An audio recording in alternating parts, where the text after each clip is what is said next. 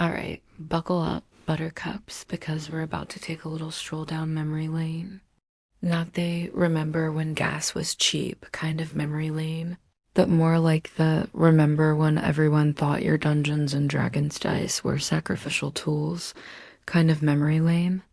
We're talking about the Satanic Panic, a glorious, glittering fever dream of the 1980s and 90s that proved one thing: humanity, given enough paranoia and cable TV, can believe anything.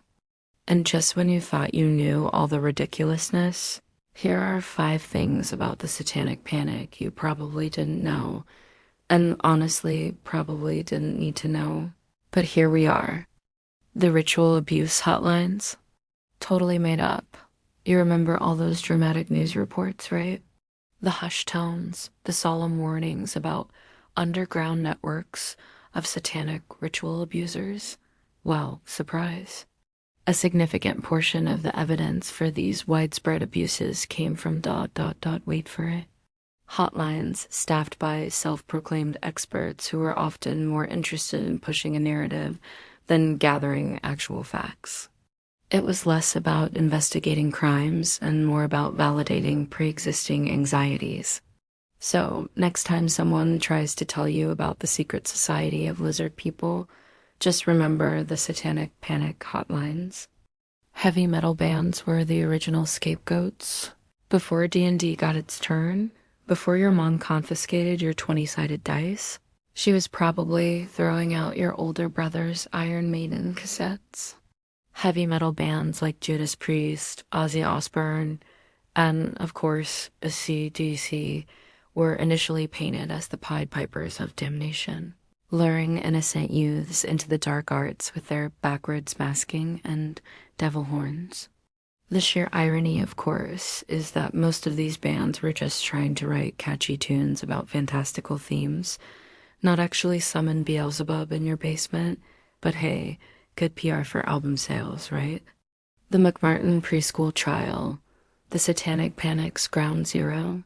If the Satanic Panic were a villain origin story, the McMartin Preschool trial would be its radioactive spider bite. This wildly prolonged and ultimately debunked case, involving accusations of ritual abuse at a California preschool, became the poster child for everything wrong with the panic. It dragged on for years, cost millions, and produced 0 convictions.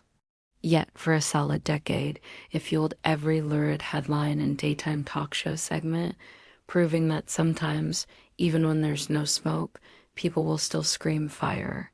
Do you remember it? What do you think? It spawned an entire industry of cult experts. Suddenly, everyone was an expert on cults, mind control, and the dark underbelly of society. Psychologists, therapists, and even self-help gurus pivoted to become deprogrammers and cult consultants. Many of them, bless their hearts, were just trying to make a buck in a booming market of fear. It was like the Wild West, but instead of gold, people were prospecting for panic. And let me tell you, there was a lot of panic to go around. It seriously messed up people's lives while we can chuckle at the absurdity now. It's important to remember that the Satanic Panic wasn't just a quirky cultural phenomenon.